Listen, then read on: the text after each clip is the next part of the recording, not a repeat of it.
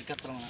Hi guys, nandito kami yon sa Barangay 40 at pupuntahan namin yung itsura ng barko. Napakagandang place na guys. Ay, apel ako sila. Yan guys, oh. Tingnan. Pupuntahan namin yan ngayon. Tara, sama tayo. Isit saan? Isit. Guys, nalamig ka rin dito sa site na barko na building. Pero ang problema guys, ulan. Hindi ako makapasok doon sa loob.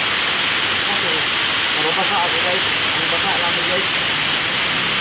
Ngayon guys, uuwi na lang kami guys. Sa sunod na araw, babalikan namin yung